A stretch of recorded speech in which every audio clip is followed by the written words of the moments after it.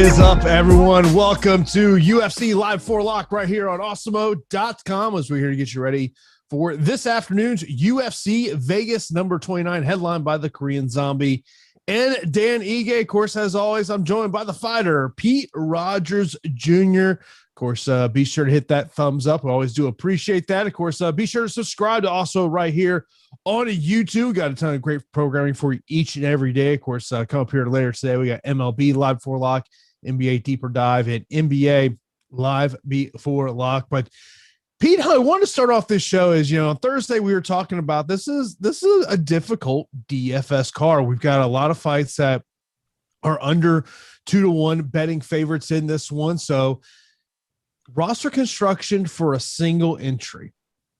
Usually when I'm developing single entry lineups, it is about, okay, let me find that fire that I'm just going to build everything around. But for this one, my more thought process is starting a lineup of how many underdogs do I need in my single entry? 2, 3? Yeah, I think you definitely have to hit on the underdogs. Obviously, you have to figure out and kind of chop away and figure out like what is your core underdogs that you're considering. Obviously, like my first thing whenever I'm doing a single entry is finding my favorite stud or favorite fighter that I feel the most comfortable about on the card. Now, this is a very, very tricky card. There are a lot of close odds. I think Vegas is even struggling with this card in terms of who's going to come out victorious in a lot of these matchups.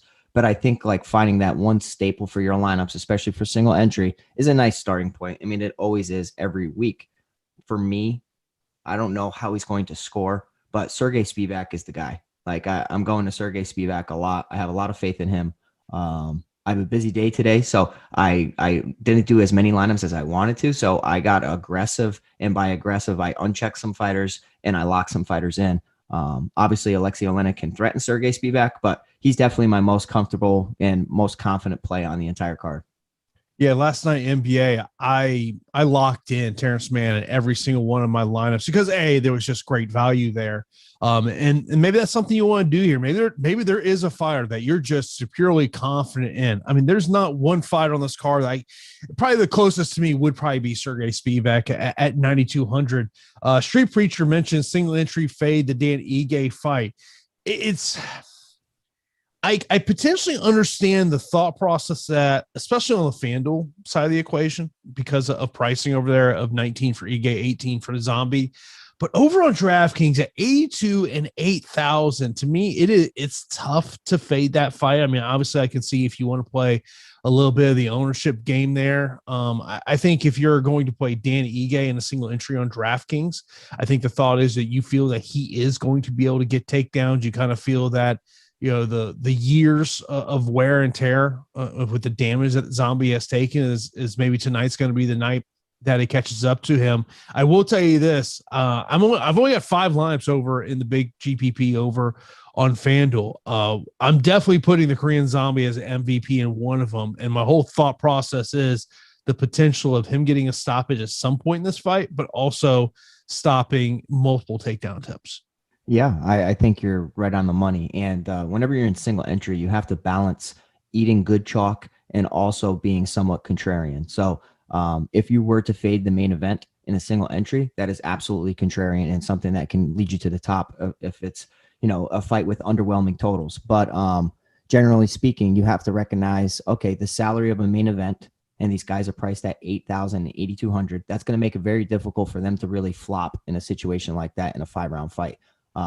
As long as some action happens and a foul doesn't occur or something, you would imagine that they would pay off their salary. But recognizing the good chalk is always a nice starting point. And I do think that rostering somebody in the main event is, the good chalk. And then getting contrarian in some other spots where maybe some fighters are going overvalued or overowned.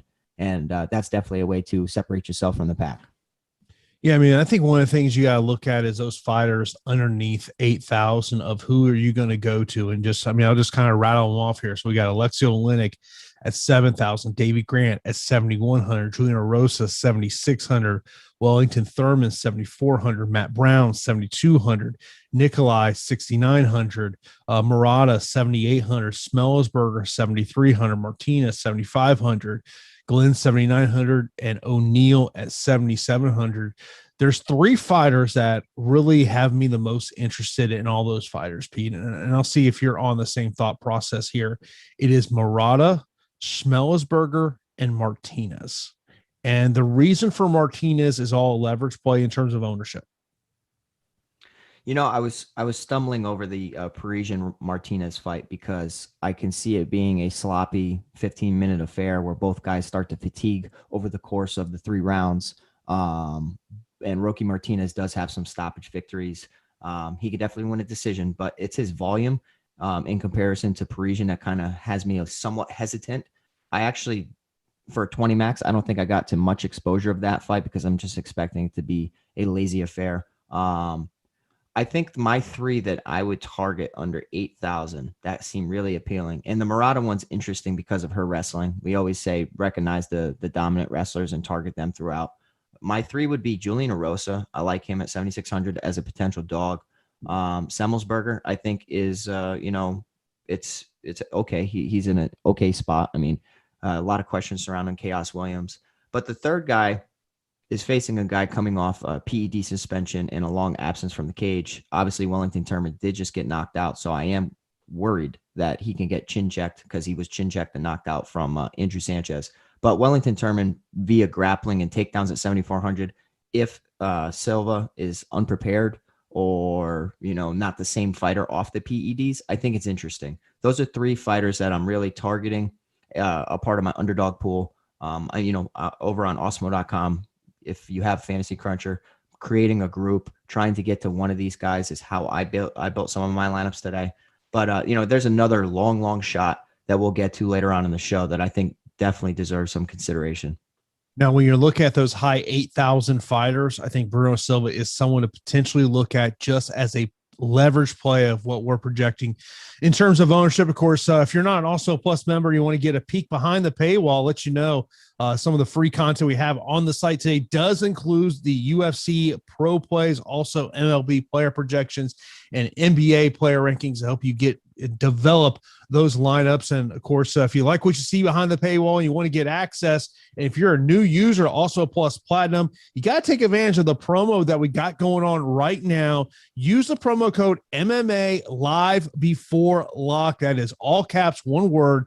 NBA Live Before Lock for 25% off your first week of Awesemo Plus Platinum. Great deal to take advantage of there today. Be sure to use that promo code MMA Live Before Lock to get 25% off Awesemo Plus Platinum for a week. So be sure to check out that right there over at awesemo.com. Your first week, 25% off, promo code MMA Live Before Lock. I want to mention a couple of comments in the chat that we're getting already. Of course, you can leave those here on YouTube. You also leave those in Slack. Street Preacher saying, he says Spivak is averaging 3.58 significant strike per minute, has a striking accuracy of 49%. Here is my concern with Sergey Spivak is if he does get a knockout or this fight hits the mat in whatever way that may happen, maybe he gets a takedown. My concern is Alexei Oleinik off his back. He has to be careful because the hole that he's going to go for that Ezekiel choke right off his back. Yeah, for sure. I mean, that's Alexei Oleinik's patented move. As far as the matchup with Sergey Spivak, it's not like he's some type of volume striker, some type of powerful striker, but he's okay in a lot of areas. And him being a balanced fighter is something that I think can work in his favor, especially in this matchup. You know that Alexei Oleinik is, not necessarily a one-trick pony, but really depends on his grappling and incorporating his submission attacks. So I think that Sergey Spivak can have good defensive wrestling on FanDuel. I think it's interesting because Oleinik's going to be shooting like crazy, trying to take him down. Doesn't have the best takedowns and will sometimes even fall to his back, like you said. He's okay with a guy being on top. Now, I think counter wrestling from Sergey Spivak can lead to some scrambles, some reversals, even some takedowns, especially in the clinch. You see him working some nice haragoshis, uchimatas, so nice counter throws. And then off of that, I wouldn't be surprised to see him TKO Oleinik on the mat or even work towards a submission if he beats him up enough. I understand that, Alexei Oleinik, you don't think that he could get submitted, but he could, especially from a younger, fresher fighter that is balanced and will be a stiff test in all areas. But my one worry with that fight is if Oleinik just kind of lays against him on the cage and it's like underwhelming totals. But I mean, you can't predict fights absolutely perfectly. So I do favor Sergey Spivak in the matchup. I think that Oleinik will have a massive drop off after round 1. And then that, TKO from exhaustion's really always in play. The question Ahmed asked, he goes, what's our best one pick in today's UFC fight card? This is, I mean, look, there's more times than I'll tell you. I walk into a UFC fight card and I'm usually pretty confident about 2 or 3 fights. This is not, there's a lot of fights here that I'm just like, they're almost like, I wouldn't say 50-50 fights, but I can really paint the picture on how one side wins as opposed to the other. But I will tell you the 2 that I probably like the most today, just in terms of them walking away with the victory, is Sergey Spivak and Marlon Vera. Give me a third. A third one? Oh, you really had to do that to me, didn't you? I have to, because I have to see if you're in the same boat as me, because I'm with you. I have Sergey Spivak and Marlon Vera as 2 of my 3 most confident plays. Obviously, confidence for DFS is different because you need production. But as far as winning the fight, those are 2 of my 3. Who's your third? Oh, man. Probably Diego Lima. And that's exactly where I'm at, too. I mean, and it's a cop-out because we're picking 3 fighters that are in the 9,000 range. Not often do a lot of those 9,000 fighters come through because it is an MMA fight. Upsets happen in MMA more than I think anything. But honestly, I don't hate any of those matchups. And on Fantasy Cruncher over on Awesemo.com, I made a group with those guys, and I wanted to get at least one of them in my lineup, and I tried to have 2 of them. So, those are my 3 confident plays on the card. Outside of that, it is a very, very weird card. So I'm kind of expecting some odd lineups to make the optimal. So I will tell you, over on FanDuel, and I'm going to be making all my lineups once we're done here. My thought process is that I'm going to have 5 different fighters in my MVP spot. I've already said one of them is going to be Chan Sung Jung. I will put Dan Ige in at another one. Yeah. I think Diego Lima will be a third. Mm-hmm. Call me crazy. I might put Matthew Schmellensberger in as another one. It's going to separate myself. No, yeah, it definitely is. I don't hate it, right? Because we think of Schmellensberger, he hits hard. He seems decently durable, but I mean, his 2 wins, he performed really well against Jason Witt. And then you think about his win over Carlton Minus. I mean, it was a good win, lots of volume, mixed in some takedowns to solidify rounds. I think he's going to need to do that here against Chaos Williams. Maybe fatigue him early, zap that power. That's kind of like if I was in his camp, that's what I would say is, crack him early, get some respect. And then when he tries to retaliate and crack you, we take him down. And then we're going to wear on him, and we're going to, zap that power out of him, and then see if he can have late power. Not many people can. Derek Lewis, obviously different weight class. His power carries on throughout the fight. Like he could be laying on his back, and then, last second of the fight, end up turning it around.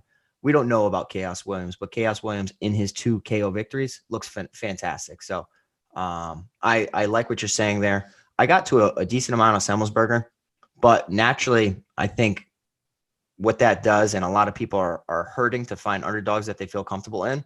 What that naturally does is it leaves Chaos Williams as a potential leverage play, right? Like, maybe people are always getting desperate for dogs, and maybe the stud goes somewhat overlooked. Of course, someone's already asked about Monkey Knife fight picks. We're going to be talking about Monkey Knife fight here in a little bit. We're going to talk about 2 matchups there that we're looking at there. So Poppy Chris will get to that here in a moment. Craig says, don't really know MMA UFC. 2 weeks ago, I got dinged by an eye poke. Last week, Kenny killed me with an upset. So let's turn this around. I mean, look, if you are new to MMA DFS, this is why I call MMA DFS one of the hardest sports out there, because literally one strike, one takedown just changes everything. It's not like, you're playing NBA or you're playing MLB and you're going with stacks, which, by the way, speaking of stacks, I was thinking about, could you stack the main event on DraftKings? Whoa, Mr. Stack himself with a stack. You know, I do not like stacking, but I was thinking about it because I was like, okay, who are you? Let's just say you wanted to stack the main event. And my whole thing is because of price point, 8,000 and 8,200. First off, fight's got to go 25 minutes. First off, that's the very first thing. And my gut feeling says, I don't think the main event's going 25 minutes. Well, if you don't I think think a stoppage. I think a stoppage comes at some point. no, okay. Well, if you think so, then a stack wouldn't work, right? Like, But then I was thinking about like so on DraftKings, how many? If you stack the main event, how many points do you need to get? 175. You gotta get 60 from the loser, at least. And that's bar. So stacking works two ways, and I always mention this every time somebody brings this up. The fight can actually go how you want, but if some underdogs come through with 100-point, 90-point performances, naturally you will be on the outside looking in if you don't have them and you're trying to stack the main event. You need two things to go right. You need a lot of the dogs to fail miserably, and then with those dogs failing, you have a stack of the main event that goes the distance, and the loser also performs well in a loss. So you're really asking for a lot, but analytically it happens. So give it a shot for a couple of your lineups, but the price makes sense. This is the only price range where I'll really, really, really consider stacking, especially in a striking affair. It's a stack. It's a potential thought process of stacking on DraftKings, not FanDuel. Let me just make that clear. I would not stack on FanDuel just because of price point. You're putting so much of your money into those two fights if you do that over on FanDuel. But it's just something that it did kind of come across my mind earlier today. Next up, Carl says, he goes, is Chaos Williams KO or bust, or can he win a decision? I mentioned on the strategy show, I thought this week's boom bust player is Chaos Williams, because look, if he wins, I think it's by knockout in the first round, which is plus 275. So if you're looking to make a prop bet play, I think that's one of the prop bets to look for, Chaos Williams to win in round one. But to me, I don't think if Chaos Williams to me doesn't get the job done in round one, I don't think he wins a decision. I think it becomes more difficult, right? Like he's all of these fighters, on any given day can have good performances. They're always evolving. They're always making adjustments in their camp to try to win fights. Coming into the UFC, he did win a lot of decisions.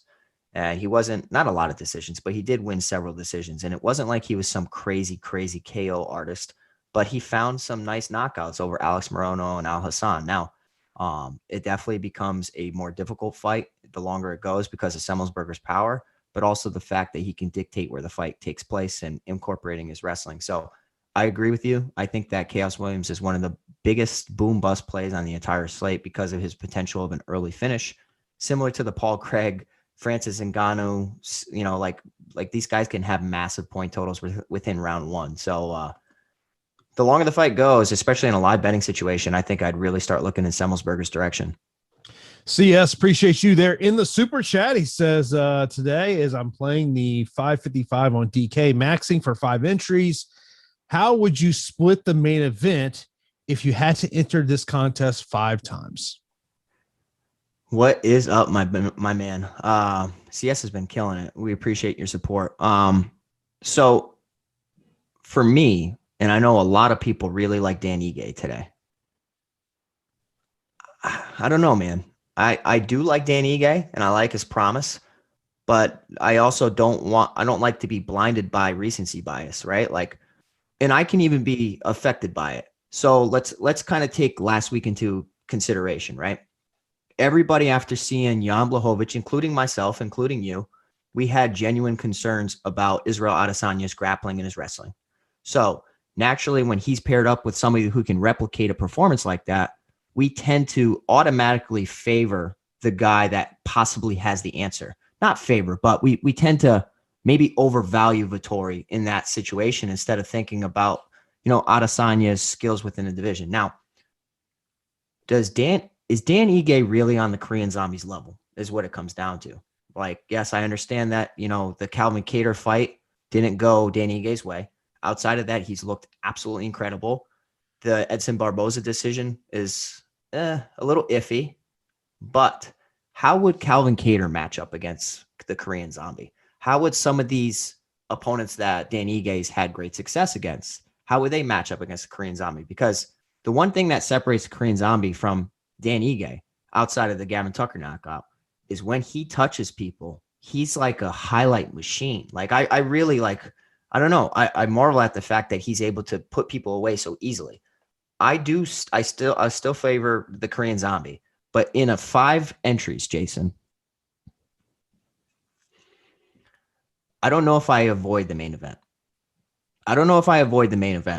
And I know it's kind of it might be a slight lean to the Korean Zombie, like a 3-2. But what's your take on that?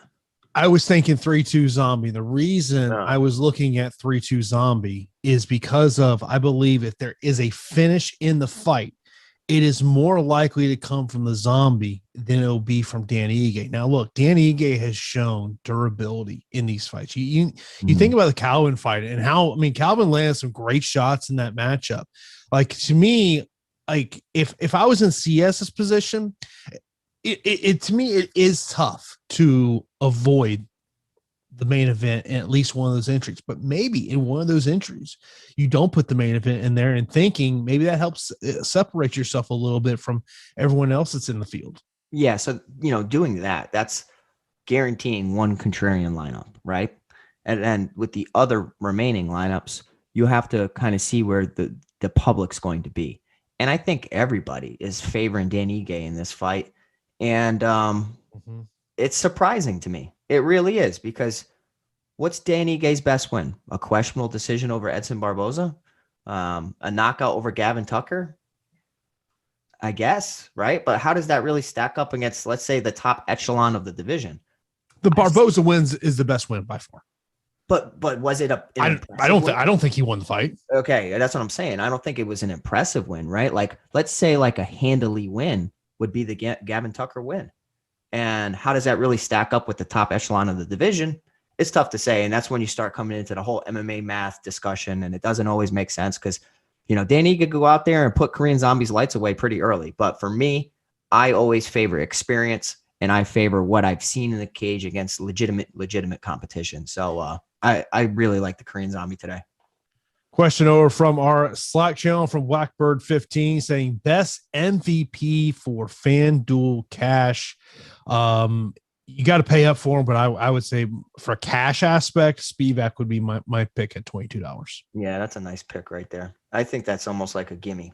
Not a free square, but he's going to have to defend takedowns.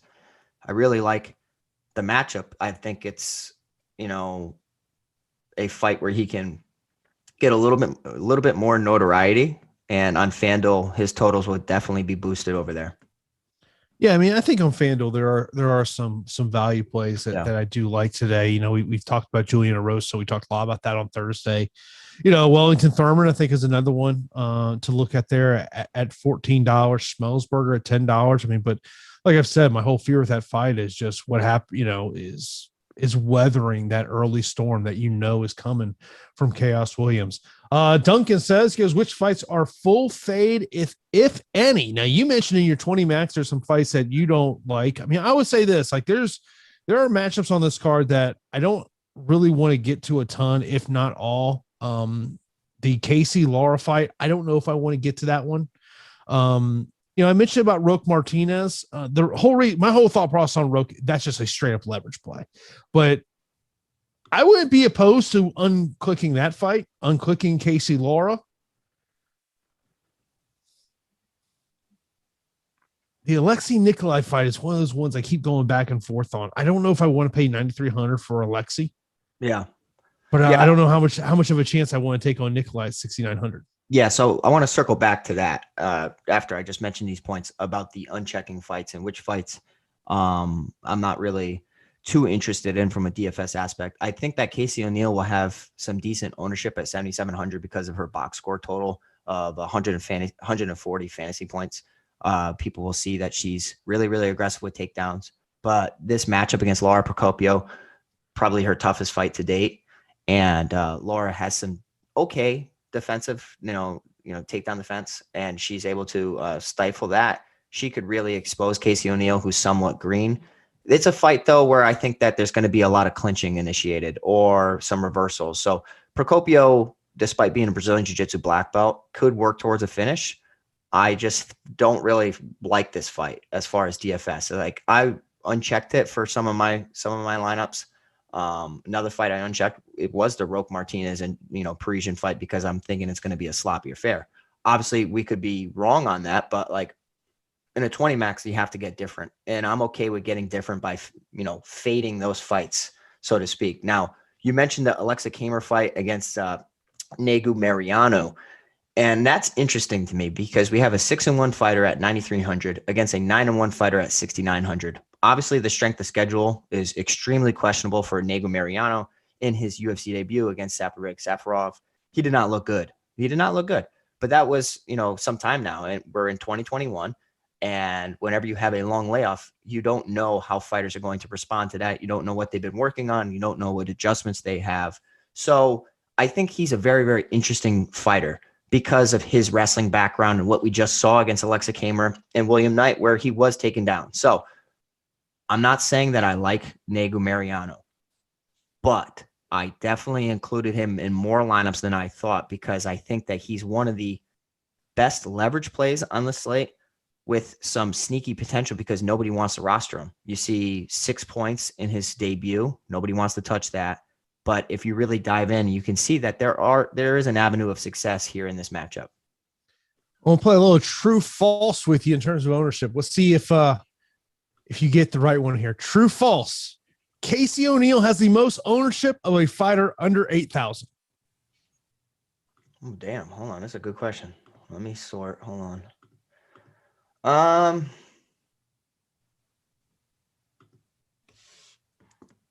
False. True.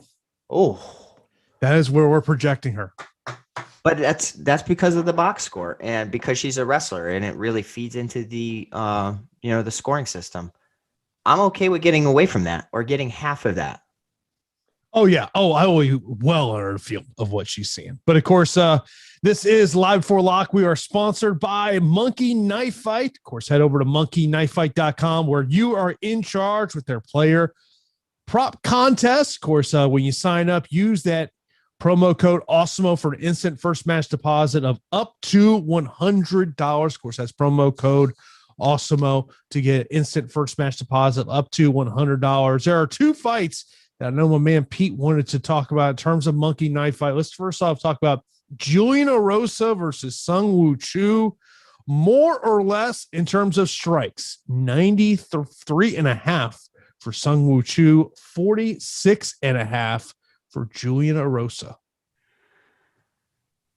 Well, let's determine. Do you think the fight goes the distance? No. Ooh, you think somebody gets stopped? Yes. Okay. So naturally you would want to play the less side on that. I think the less side would definitely be where I want to go with Choi. The 46.5 number is an interesting number for Erosa. And my thought process is if it gets to a third round, and I can see this getting to a third round, we have a stoppage in the third round. Yeah. You got to imagine at that point, Erosa is going to land more than 47 strikes. Yeah, of course. If it gets over 2.5 or over 2, I would imagine that he'd break that because he's a pretty high volume striker. So for me, right, I do think it's going to go the distance. And I think that Erosa's volume is a little bit more than Sung Woo Choi. I will say more on Julian Erosa, and I think it's going to be like a nail biter. I think Sung Woo Choi is going to come in less. I really do. I'm interested to see the matchup for sure because Julian Erosa has so much momentum right now, and momentum's an incredible force. So I'm happy to see him perform in the cage. I'm interested to see the matchup. And if you're playing over on Monkey Knife Fight, this is definitely one of the fights to prioritize and look at because it's going to be a striking affair. I know the other fight that you wanted to talk about was that heavyweight match between Josh Parisian and Roque Martinez. So for Josh Parisian, the more or less on strikes landed 86.5, 46.5 on Roque Martinez. So, I mean, look, if you're going to go more on Josh Parisian, the thought is this thing's going 15 minutes because that's a lot of strikes to land in a 15-minute fight at heavyweight. It is, but he's produced some high numbers in the past. The one thing, right, is that I just wonder if he's going to go for the takedowns. Or, we've seen when he gets top position on people that he can have some success and pound them out. But it's his cardio that really is the biggest liability for me on this entire card. So a heavyweight who's expected to have a high volume with questionable cardio is always an interesting thing to debate on. In the loss to Parker Porter, he landed 114 significant strikes. So it's not that he can't do it. It's just, is Roque Martinez a better striker than Parker Porter? Will Parisian look at that fight and say, yeah, I should have started shooting and trying to, level change? I think I would take the less on Parisian. And I think that's the contrarian pick, right? The contrarian pick is to go less on that, because naturally you see the numbers, you think it's going to go 15 minutes and people are going to automatically hit more. And I think the other fight to look at, Chaos Williams, Matthew Smellsberger, is another one. We talked about that on Thursday on the Strategy Show. Get back to your questions, because, well, that is why we are here. Next question. Samuel says, is this slate a decision fest type slate in comparison to the usual? I think we're going to see a lot of stoppages tonight. I was going to say, not according to Jason. According to Jason, we're going to be wrapped up by 8 o'clock at night. First off, no, they can't do that because of television. True. That's true. I think, look, the number on the Strategy Show is 5.5. I'm taking the over. Let us know in chat what you're taking. You taking over 5.5 finishes or under? That's me saying I think at least 6 of the 12 fights end via finish. Thank you for that. I think it's. Well, I'm just helping you out if you need help with the math. I'm just trying to help you out a little bit. Thank you for that. I'm gonna say it's 5 flat for me. But also, guys, I mean, we got a decent amount of people in here hanging out with us. We appreciate you every single Saturday, live before lock. If you could get us over 100 likes, we really appreciate it. Shoot your questions in chat. Excited to see where some of our audience is on these fights. Jeremiah over in Slack says, favorite GPP play and your favorite word, lock of the night. Come on, dog. I'm thinking we're gonna get a Pete the Heat lock shirt made. It's just gonna be a big lock. It's gonna be. There's no shirt that exists. There's no way I would not make that. It's Sergey Spivak, and I'm not saying that he has to do well. I'm just saying he's gonna win. Yeah. To me, if I was going to lock any player in, it would be Sergey Spivak. My favorite GPP play. Well, I wasn't going to say Spivak. Yeah, let's switch it up a little bit. I got one after you. Who do you got? Because there's one I want to say, but I think about this, more I think this fight's going to decision. Joaquim Silva is interesting. He's interesting. Rick Glenn hasn't been knocked out, but we've seen him wobbled and hurt. Rick Glenn's bumping up a weight class. Naturally, you think you're going to have tons of more success. Has been away from the cage for some time. Joaquim Silva's also been away from the cage for some time. Hits like crazy. Rick Glenn is more of a volume guy, and in the Gavin Tucker fight, we've seen him incorporate a lot of takedowns. But I think I like this fight for Joaquim Silva. I think he can defend takedowns and punish him on the feet. He hits really, really, really hard. And just because a guy hasn't been knocked out yet doesn't mean that it can't happen. Yeah, I mean, I wanted to say Marlon Vera, but more I think that fight goes the distance for some reason. Or if a finish comes, I believe it's in the third round.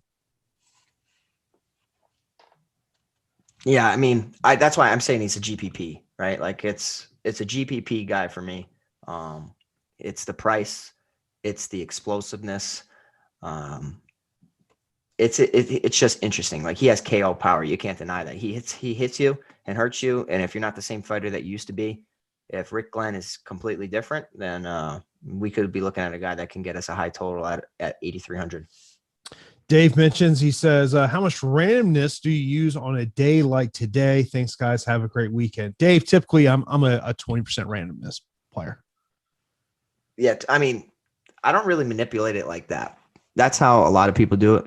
But I like to use my intuition, my logic, and my fight tapes study that really makes me increase exposure or whatnot. I don't really punch in stuff on Cruncher and hope for the best. I do that for other sports like esports and all of that just to get different. But for me, you're pretty good at that old Counter-Strike. I'm just saying. Thank you. But for me, it's creating groups. I think that's how I do it. And then what I'll do is I don't just create the group, hit submit lineups, and then just plug those in. I'll literally go and I'll look and I'll see the exposure for the entire list of fighters. And I'll say, okay, I need to make an adjustment because I'm getting 85% Wellington Turman. That is not what I wanted at all. So, you know what I mean? I don't have anybody that's completely jumping off the radar today. I was a little bit more balanced, but I took an aggressive stance on Nego Mariano just for the 20 max, just to pay up for studs and hope for the best. Yeah. Next up, MMA DFS says, does Alexa Cammer track record of early stoppage pre-UFC hold any merit in your opinion? It goes into my thought process, but also when I'm looking at that, I'm also looking at strength of competition. For Cammer? I'm just saying in general. In general, when I see someone in the regional scene that goes out there and is constantly getting finishes. Now, if it's a fighter that you look at and say, man, they're fighting tough competition on the regional scene. I mean, look, Pete, you know this. There are fighters we've seen come in the UFC, and we're just like, oh man, that's a questionable strength of schedule. Yeah, I mean, so I see a 6-1 fighter in Kamer against a 9-1 fighter in Nego Mariano. Obviously, Kamer's strength of schedule looks better on paper. Nego Mariano has more fights. So it comes down to, do you favor experience and the fact that a lot of fighters take a boxing approach with a somewhat padded record? I foresee this fight being a sneaky one to target just because of the unpredictability behind Nego Mariano. We don't really know. He looked horrible in his debut, but Kamer is still pretty green. And the reason why he's a 9,300 is because of the fact that he's a training partner of Stipe Miocic. So how much do people tend to overvalue that? Like, wow, this is a young kid. Stipe Miocic is backing him and kind of like, saying that, he's a good fighter and, Dana White, sign him. Well, do his skills really check out? Yes, he has good hands, good striking, but there are still question marks surrounding him for sure. Of course, one thing we love to do is we love to put a spotlight on the people that are rocking that Awesemo DF avatar on your DFS profile. Get into the Awesemo Hall of Fame. Of course, you can rock that Awesemo avatar by just going to awesemo.com/avatar. When you place in the top 3 of a contest of over 5,000 entries, all you got to do is tweet those wins to @Awesemo HOF. You'll win a free month of Awesemo Plus Platinum, and only one free month can be awarded to a Yuzu per calendar year. So congratulations to PSED19 taking down first place in the NBA mini max there. Of course, chopping that one down there. Also, Buffalo Brennan taking second place there in soccer. And then we had the Real Deal Connors taking down first place in a NBA showdown contest. Also, Peter Hanley, I've seen him a couple of times come up in the Awesemo Hall of Fame, taking down first place in NBA, $16,000. Kudos to you, bro, taking that one down.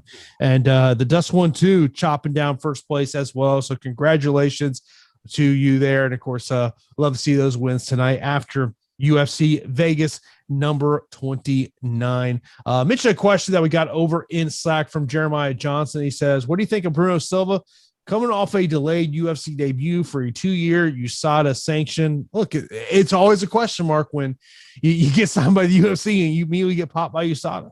Yeah. Thank you for the question. And I'm happy that we're going to talk about Bruno Silva because a lot of people may not know who Bruno Silva is. And especially if you don't know that there's 2 Bruno Silvas, you can be pretty confused. I will say that the 2 fighters on the card that have so much unpredictability is Nego Mariano because of his absence and Bruno Silva because of the PEDs and his absence. UFC debut outside the UFC has put together quite a highlight reel. And if you watch him, he's a massive man, doesn't look nearly as big as he used to for obvious reasons. But, the skills are there, and the skills of knocking people out, defending takedowns is how he was able to beat Alexander Shlemenko, Artem Frolov, some legitimate competition over in Russia. So I'm excited to see him. I think I circled him and Joaquim Silva and Nego Mariano as the ultimate GPP guys that can really come through or give you single-digit performances. So I like Bruno Silva in the matchup, but obviously I am hesitant because he's facing a guy that's been in the UFC and doesn't have so many question marks surrounding him outside of his chin. And of course, Jeremiah also mentioning that Silva said that he's going to be hunting for that highlight KO tonight. Look, he hasn't had a paycheck in 2 years, so he's seeking that $50,000. That's true. But Yeah. We also have to think, right? A guy that's so aggressive can really fall off a cliff if they're unsuccessful. So him fatiguing and then getting finished or getting dominated the remainder of the fight is always a worry of mine. Yeah, no question. Duncan says, he goes, I'm not hearing a ton about the Murata fight. To me, this is an easy one to break down. If she's going to win, it's via takedowns. I mean, we saw the 4 takedowns she had in her last matchup. But to me, my concern with her is potentially getting submitted on the ground. That is one of my concerns. But Murata, to me, she's more of a cash game play for me than a GPP play, just because of, Pete, you brought up this point on the strategy show. I was like, yeah, she had 4 takedowns. She had, was it 9 minutes of control time or something, some number, but she only had 88 total DraftKings points. That's kind of a concern when you're controlling that much of the fight. Yeah, so like you see her fight Random Marcos and you think, wow, she probably should have had a better total than 88 points. 88 points is awesome. It's good. At her price range, you'd be happy with 88 points, but obviously you want her to do more than that, because there's always fighters on the card that are going to get 100 points. Now, against Virna Jandiroba, she's going to have to be very, very selective and very careful about her takedowns because of the jiu-jitsu game of Virna Jandiroba.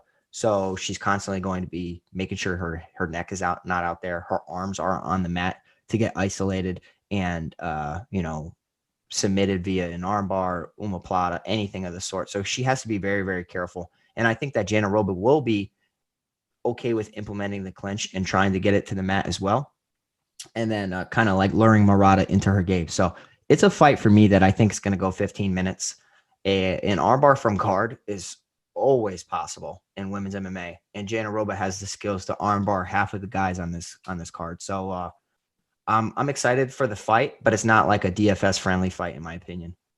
Of course, we got 10 minutes here left in the show. Start to line up your question. We'll try to get to most of those questions before we wrap up this edition of Live Before Lock course. But when you are an Awesemo Plus member, it does give you access to our premium Slack channel, which we're always in there. After the show's over, I'll be in the office hours channel for an hour, taking any UFC questions that you do have. So that's a great perk of being an Awesemo Plus member. Of course, you can sign up if you're if you want to become a member. New members can get 25% off your first week of Awesemo Plus Platinum. Just use that promo code MMA Live Before Lock. Next up, Brent God says, he goes, why is Lexi the most expensive? Does DraftKings know something? Plain and simple, he's the biggest betting favorite on the card, and that's how DraftKings sets their lines. Yeah, our buddy Hunter said, that a lot of people think that he's fighting a can, because if you look at, Nego Mariano's, strength of schedule, you would assume, and also the fact that he lost to Saparbek Safarov. So I think that the stylistic matchup is more difficult than what the odds suggest. But, with everything going for Alexa Kamer being a part of Stipe Miocic, he should win the fight. But I really like Nego Mariano, and I increased my exposure. Rank best to worst. Oh, boy. Rosa, O'Neal, or Thurman? Erosa, O'Neal, or Thurman? I got Rosa, Thurman, O'Neal. Yeah, I agree with you on that one. Any love for the other Silva tonight, Bruno versus Thurman? Yeah, so we talked about it, right? Like, GPP guy. In cash, I don't think I touch him, just because you don't know what the heck you're going to get. And also, if you're playing in cash, you have to be safe. You have to be selective. So your underdogs will be different in cash than they would be in GPP. So like Murata in cash would probably make a lot of sense, because she's probably going to get some takedowns. But Silva in cash at that price point, I don't think I could do it. Of course, if you want to get those ownership projections, you got to sign up for that Awesemo Plus Pass. Of course, that's as I get done here, I'm going to be developing my rosters. I will tell you that I am looking at those fighters who we are projecting under 20% ownership and seeing where I could potentially find a little bit of leverage there. Kane over in Slack says, thoughts on Davy Grant? Man, I just think that Marlon Vera, these two guys fought 5 years ago. So much has changed between those guys. I think if you look at the evolution of Marlon Vera, especially doing work with Jason Perillo there out in California, I just think he's evolved so much. I really like Marlon Vera in this spot. I just don't know if he gets a stoppage. It could be a 15-minute decision. Yeah, I also wasn't behind Davy Grant against Jonathan Martinez, and he proved me wrong. Obviously, Davy Grant can take a shot. He gets hurt and he gets wobbled a lot. And I think that a guy of Marlon Vera's status right now, yes, Marlon Vera is somewhat overvalued in MMA, but I think that he can hurt Davy Grant or at least win the fight. I just think that he's better at this point. Of course, be sure to subscribe to Awesemo right here on YouTube. We got several shows coming for you later on today. We got MLB Live Before Lock at 5:30 p.m. Eastern Time. Then 6:30 p.m. Eastern Time, it'll be NBA Deeper Dive. Then 7:30 p.m. Eastern Time, it'll be NBA Live Before Lock to get you ready for Game 7 of Bucks and Nets tonight. And, of course, be sure to check out those shows. We always got great programming for you each and every day. Next question goes, Brent says, why increase exposure if you think Cameron should win? If Cameron wins, is he optimal? So at 9,300, he's got to get a finish. Plain correct. Simple. Correct. Yes. 9,300 Cameron has to get a finish. And there are so many unknowns surrounding Nego Mariano and his price point in what I think should be a closer fight than what the odds suggest. Like, I think there should be like an 85, 77, 74 or some type of matchup like that. I think that's kind of the ballpark where it should be at. To see 9,300 against 6,900, it's just appealing, especially because Nego Mariano, his path to victory is via grappling. I don't have faith in him, but if I roster him and he surprises or he gets some rounds or whatnot, or this even goes 15 minutes, me paying up in other spots can definitely help my lineup. So Kamer has to do a lot. And from what I've seen in the UFC, doesn't really seem to be the same guy that we saw in the Contender Series. Yeah. Feelings about Lima getting a finish over Matt Brown. Yes, that's my guy. Bill Withers. I love Bill Withers, by the way. I really do. I like Lima, but Matt Brown has been very, very tough. His body has been able to take damage like it used to. I would honestly not be surprised if Lima submitted Matt Brown. Really? Yeah, because everybody's thinking you're going to knock out Matt Brown, and I think Lima's going to initiate the clinch, see what Carlos Condit was able to do to him and out wrestle him. And then I think Matt Brown has good jiu-jitsu, but I think that's something that could be a little sneaky today. Next up, it goes, are there any, this comes from Craig. He says, are any of these matches 5-rounders? And if yes, should you target those matches in DraftKings and FanDuel? Only one fight's a 5-rounder tonight. That would be the main event between Zombie and Ige. I prefer targeting the fight on DraftKings as opposed to FanDuel, but I will put Ige and Zombie in as a MVP over on FanDuel, but it's not a fight I would say I'm prioritizing over FanDuel. It's just because of the pricing and how I kind of think the fight goes. Yeah, absolutely. I mean, the main event's the only 5-rounder tonight, so the pricing makes it very hard to avoid. All right. One of the questions we always kind of ask, I'll ask it. Which fighter is breaking the slate? Hell, man, I wish I knew. Let me see. I'm gonna throw one out there for you. Got to be under 8K though. Yeah, okay. So I'm not picking this fighter to win, but if they win, I think there's a potential slate breaker here, and this goes in terms of ownership. Ricky Glenn. Really? Interesting. Okay, so I'm going to give you an absolute flyer. I'm going to say no. I don't know what I'm going to say. I'm going to say I'll go Semmelsberger. Yeah, my whole thing about that fight is just him weathering an early storm, because you know that storm's coming. It's like here in Florida. It's 5:00 in the afternoon. You know the thunderstorm's coming. Or is it Julian Erosa? I will have a good amount of Julian Erosa. I do know. Same. There's certain fighters on this card in terms of GPP that I know I want to get to. I want to get. I'll say this: Erosa, Choi, Chaos, Semmelsberger are 4 fighters I want to get to today. Yeah, so I always talk about GPP fights, and I circle them, and I make groups. I feel like I'm, repeating myself, but that's how I like to get exposure to people. Samuel says, make picks based on Pete's face equals wins. Yeah, good luck, man. Oh, man. Yeah, so we got Thomas Kane saying Casey O'Neill breaks the slate. Now, that's a great point, Thomas. Appreciate your input. She has the potential, probably some of the highest potential on the entire card because of her style and her relentless takedowns.